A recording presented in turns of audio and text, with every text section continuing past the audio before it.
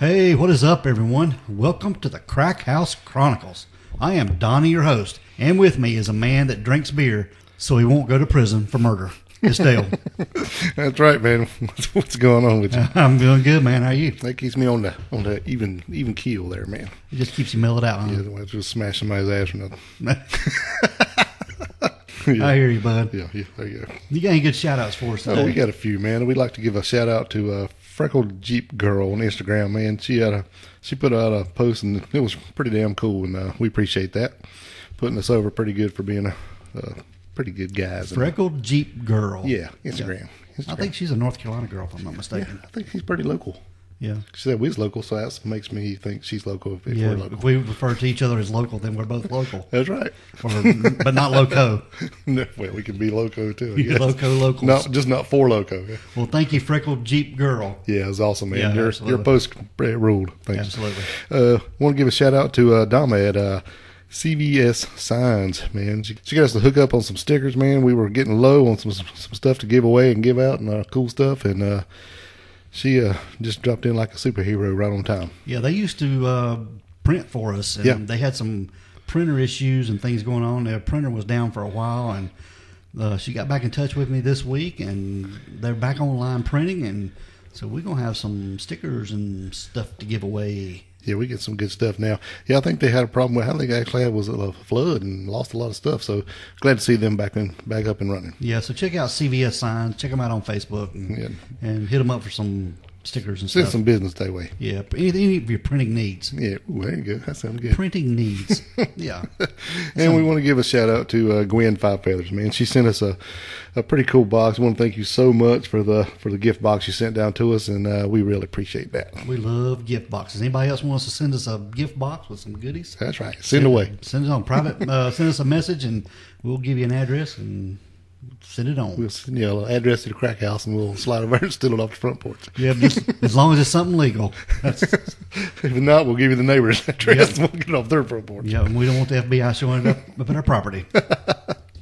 We don't know how it got here. No idea. Nope.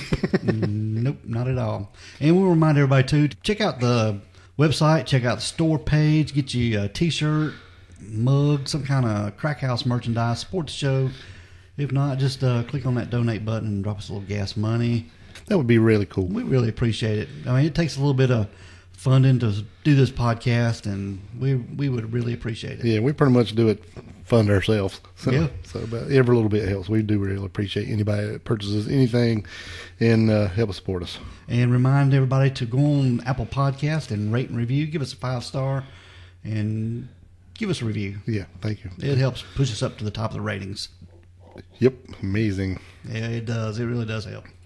All right, Dale, anything else before we get started on our episode, man? Yeah, I think that's about it. Let's get to rolling. All right. We've got a unusual missing persons case we're covering this week. Yeah, I don't know where you keep digging these up from. Man, I'll tell you, this one here, when you think it can't get any worse, it gets worse. Yeah, after last episode, I mean, come on. I know. But, yeah, that was the Don Spirit case, wasn't it? Yeah. Yeah, this one here is from Willingboro, New Jersey. And this takes place on December the 16th, 1996. 96. Yep, and this is missing girl. Her name is Celina Janette Mays. And she is a biracial female, half black and half white. Her date of birth was May 28th, 1984. And today, she would be 37 years old. Yep. And she went missing when she was 12 years old. At the time of her disappearance, Dale, she was reported at being 5 foot tall and 120 pounds. And possibly wearing a long red coat. Right. But, yeah, possibly. And we're going to get into a lot of possiblies on this. Because there's a lot of horse shit going on here. Yeah. But at the time of Celina's disappearance, Dale, she was 9 months pregnant. And her baby was due around December the 29th of that year. So just a couple weeks from her date of her disappearance. And she was 12. 12 years old. Yeah, that's what I thought you said. Yep. So she got pregnant when she was 11 years old. Yeah, what the hell? Yeah.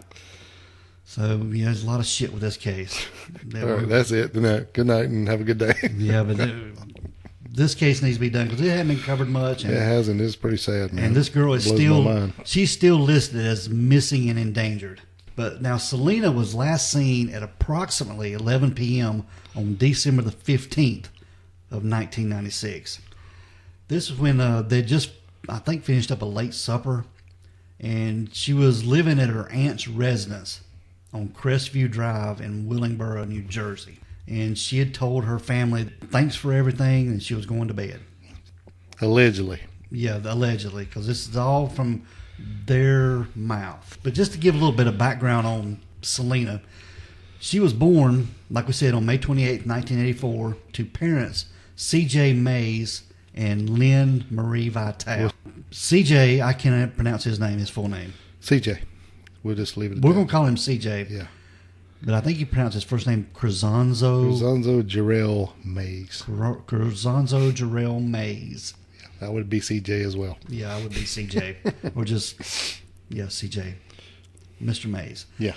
But now her mother was Lynn Marie Vitale. And now when they met, C.J. had been a musician in Miami, Florida. Yeah, I tried to find out what he played. I couldn't find it. Yeah. And Lynn was an exotic dancer. She's a stripper. Yeah, exactly. For being fancy. Yeah. Ain't nothing wrong with that. I'm just saying. No. But both of them had a lot of issues with alcohol and drugs. Right. And they had a pretty tumultuous relationship. And it ended up them separating. Right. And, well, I think they were together about a year when then she was born, and then they moved to New Jersey, and then they separated. Okay. I think that's how it worked. All right. But they did go through a bitter custody battle in which Lynn was granted full custody of Celina. Yes. And after the separation, CJ moved in with some of his family members, and he began working as an accountant and bookkeeper for his sister's church. And her name was Sarita Smith. Yes. And she was the pastor at that church. And the name of the church was the Gospel of Christ Ministries. Incorporated. It was a Pentecostal congregation, and it was located in Mount Holly, New Jersey. And CJ, he became pretty radical in his Christian beliefs, and resulting in Lynn not allowing him to see Celina at all. Well, what happened is, she when she got custody, she kind of straightened up and got a job, as I think a school custodian, and then and which was allowed Celina, was going to school, and she had made a lot of friends, and her life was turned around, from all this, the troubles they had before, with the divorce, I guess they were married. Or no? They weren't married. With the problems with them splitting up and all that stuff, she had got everything. She had got her life together, got her daughter straightened out. Everything was going good, and then what happened is he got behind. He didn't pay no child support, so that's why he wasn't allowed visitation. Yeah, she didn't let him see her at all. Right. But their life was really good after Lynn got clean and was working, and Celina seemed to have a pretty good life. Right. Instead of she even told her, her family, if anything ever happens to me, please do not let his family take her. Yeah. You can do whatever you got to do to make sure she stays with our family. Yep.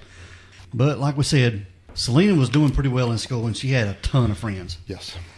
But sadly, Dale, in 1994, Lynn died of a brain aneurysm. Yep, quick. Yes. And this created a problem because Lynn's relatives, they fought for Celina's custody. But a judge granted CJ, her father, full custody of his daughter. Right. And she had to move to New Jersey. Yep. And she was living with her father and his new wife and his relatives. And Celina, it changed her world, man. Yeah. I mean, everything, all of her friends, everything she was doing was a complete 180. Yeah, and then it put her into this church that she probably didn't want to be into. Yep. And Celina was forced to abandon her school, her friends, and she was started to be homeschooled and was focusing heavily on religious teachings. Yeah, very controlled. Yeah. Everything. And limited her social activity. Yeah, probably none, really. Yeah. So everything she was doing was completely turned around. And we're talking like 15 people live in this house. Yep. Now, this church, it was run by CJ's sister. Her name was Sarita Smith. Yeah. And it was almost run like a cult. Mm-hmm. The way it's been reported. Some brainwashing techniques and all kind of mess like that. Yeah, we're going to get into. But just before Celina's 12th birthday, it was discovered that she was pregnant. Yeah, said she'd hit it for about 4 months. Yeah. Apparently. And according to everybody around her, she seemed pretty excited to become a mom and was concerned about her baby's health and asking a lot of questions. Because, a 12-year-old being pregnant, they're going to ask a lot of stuff. And she was taking her prenatal vitamins and reportedly going to the doctor pretty regular. That just blows my damn mind. Yep. Now, get this. It was never revealed who the father's identity was. But there's a lot of theories on this. Yeah. She never told anybody who the baby daddy was. Now, it was reported that one of Celina's cousins that lived with him, he was 21-year-old Sean Smith. And not my cousin Sean Smith, because I know you're going to listen to this. Shout out Sean Smith. Yep. Sean Smith was 21 years old and had fathered 7 children with a few different women. Right. And in 1998... And they all lived in this house. They all lived in this house. And him and his wife and his kids and then baby mamas and their kids. This communal family. Yeah. Pretty much what it was. Part of this church. And in 1998, he would be charged with aggravated assault toward 2 teenagers who attended this family's church. Right. But he denies ever having any sexual relationship with Celina. Yeah, so I don't know about all this, man. This is a bunch of crap. Yep. And a relative believed that the father was someone Celina had met at a roller skating rink. Yeah. It said it was a 16-year-old boy that she met roller skating. Yeah. I've been roller skating a bunch, and I never got pregnant. Nope. I ain't believing this I've shit. never been pregnant, so I wouldn't know. Or, yeah. But like we talked about off the air, with her limited access to going out and doing stuff, and I just don't see him letting her go roller skating. No, I don't either. No, this one was really controlling. She's kind of like this is not like your regular old church. It's like a David Koresh kind of thing. I think, like a house where everything you do is controlled and you only do what they say you can do. And, even a lot of the ex-members of the church, were saying they were utilizing all these brainwash, techniques and everything. So basically you just do what you're told and that's all you can do. It was this kind of church. But this Sean Smith, he was the son of Sarita Smith, the pastor of that church. Right. So that's a good reason to cover up some shit. Yeah, exactly. Yeah, I don't know. Now, 2 days before Celina disappeared, Sarita supposedly took Celina to an obstetrician. Mm-hmm. Now, this obstetrician, I think she was in a private practice. She was private practice and she didn't work for the church or supposedly wasn't working for the church or involved with the church. Yep. Supposedly. But she seemed to think that Celina was doing okay with the pregnancy, taking her prenatal vitamins. Smart beyond her 12 years. Yes, she was very smart. Very wise beyond her years. I think that's what her words were. Yeah. What gets me is this obstetrician didn't report anything. No. You got a 12-year-old girl pregnant. Nothing was reported to social service or child endangerment. I mean, child services. Any authorities. Yeah, anybody, nothing. No. Oh, she's doing well. Take her home. What the hell? Yeah. Because it's not like she's, 17 and, or 18 and, okay. Yeah. 11. It's 11. 11. Yeah. Holy shit. Just a couple of years before that, she was still in the single digits. Yeah. This is crazy, yeah. man. 11 years old getting pregnant, man. So, to me, whoever this obstetrician is, if anybody knows her or anything about it, her ass needs to be reported. I think so, too. Yeah. And then they said, being how, I was going to say churchy, but even, I ought to say that. And even though and supposedly they were so churchy that, abortion was not, even on the table as far as something that they could do. They didn't believe in it at all. I mean, but, it's okay if she's 11. Yeah. God almighty. She's 11. She was raped. Yes. No matter what, because you can't... consent to sex. Right. Yeah. She was raped. It doesn't matter. It doesn't matter, no way. And even the doctor said, that she kept saying that she wasn't forced and it was this, and she even never told her, the baby. She told her the same 16-year-old story. So I think all this crap I think this is all Sarita's story. I think she's the head honcho here. Yeah. And I think she's like, this is what you say, this is what you do, and you only tell them this, and that's it. Mm-hmm. I don't know who it was. I wasn't forced. He was a 16-year-old I went roller skating with. Yep. That's all you told him. because that's all we know. And everything else that we do know come from them. Yeah. So. Is what they said. Right. So this is really, I mean, I know we're all way out of order, but this is kind of pissing me off. You know, and then, so where we are now. Like we said before, on December the 15th, this is when Celina and her family, they spent an evening at the church and then went home to have dinner. Right. And when Celina was done, she thanked her cousin for preparing the meal and went to bed about 11 o'clock. Yeah, told everybody, said she went around the room, gave everybody hugs and said thanks for everything. Yeah. Yeah, because that's what you do. Okay. I guess that's what you do. But the next morning, CJ, this is Celina's dad, went to wake up his daughter, Celina. But Celina was gone. Right. And tucked under the blanket were pillows that made it look like the shape of a body. Yeah. But all of her belongings were still in her room. Mm-hmm. I don't know, man. And everything that's been reported it comes from the church. Yes. Her dad and Sarita. So they wouldn't allow the authorities to come in and search. No. Or anything. No. And they didn't even report it for like a couple of days because he was like saying, you know, well, he just thought she would come back. You know, he was hoping she would, or at least say she was okay. You know, this kind of stuff. And then before, you know, it was a couple of days before I even, you know, said she was missing. And then when they came to check out stuff, they wouldn't even let them search the house. I'm like, how can you not let them search the house? Exactly. It doesn't make no sense to me. None of this makes any sense at all. I mean, unless she was watching Escape from Alcatraz and made her a little clay face and stuffed her bed full of pillows and, I don't know, jumped out and run. But she might be wearing a red coat. I mean, come on. You know if her damn coat's there or not. Exactly. And if this house has got 15 damn people in it, how does this girl sneak out of the house? Yeah. I mean, there got to be people everywhere unless this is a hell of a big house. I think they done something with her, man. I think so, too. Just to keep her quiet. Whoever the dad was, they was trying to protect the father. Yeah. Whoever that was. And in my mind, they were protecting this Sean Smith. Right. Now, her obstetrician has said she never asked about any termination options and maintained that she seemed very excited to become a mother, like I said. I ain't buying that shit, man. No. 12-year-old. Come on. Yeah. Yeah, you know, I believe you. I think they programmed her to say what they wanted her to. Oh, yeah, for sure. But there were several theories. One of them was a runaway possibility. CJ and his sister Sarita believed that Celina planned her disappearance. In the late 1990s, former members of the Gospel of Christ Ministries, they accused the congregation of brainwashing their members, like we said. And given that she was pregnant at 12 years old, some people believe a former member helped her escape the church. Now, I guess that's possible, and I guess it's possible that she ran away. And, you know, we even looked up the weather at night to see if it was how cold it was, and it wasn't that bad. It's like low 40s, which is it's cold, but it's not what I was thinking it would be in New Jersey in the middle of December. Yeah. You know, they were really, really cold. So it's feasible that it could have happened that she ran away, but I ain't buying it. It also been reported that maybe she ran away with the father of the baby. And according to some of CJ's relatives, Celina is with her mother's family.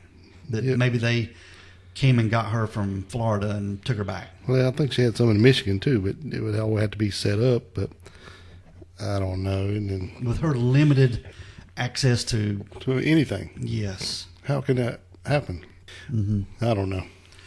And there's also a possibility that, you know, some labor had gone wrong because of Celina's age. You know, it had been theorized that she gave birth on the night of her disappearance.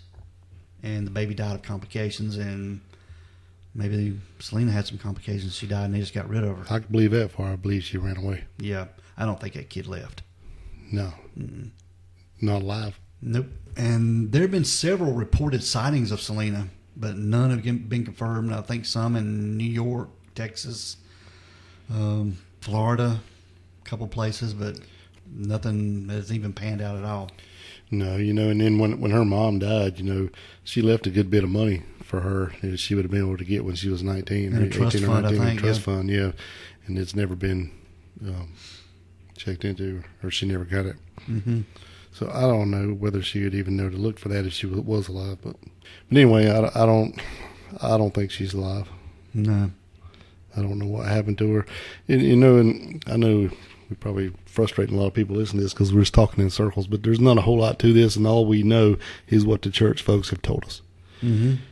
I don't understand how, when the authorities come in and find out what's going on, you have a 12-year-old that's 9 months pregnant, is apparently ran away. Nobody gets in trouble at all, and how do you refuse a search of the home? I know.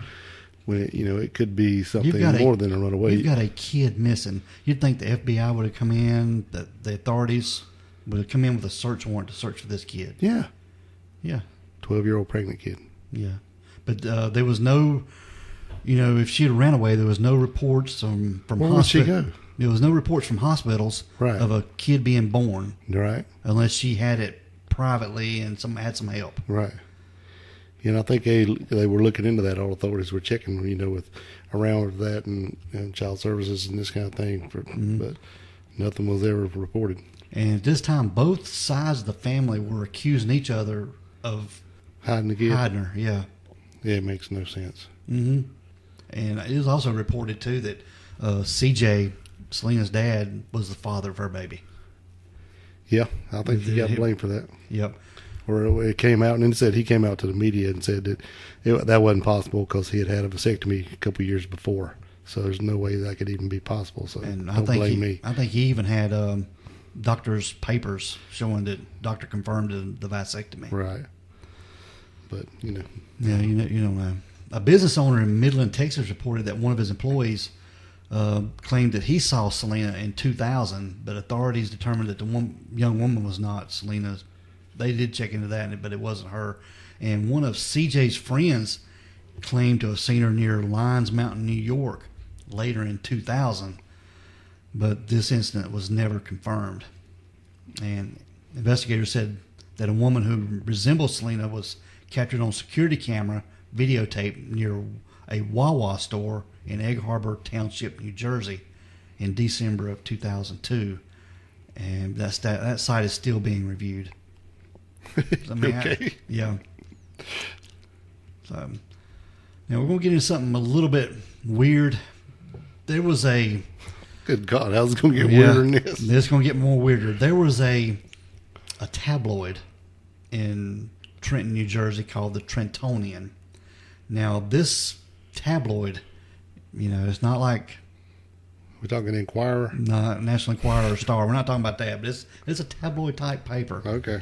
But they ran a story on this church, and they claimed that the church was being run like a baby factory, and that Sarita, the preacher of this church, was allowing her son Sean to become like a stud.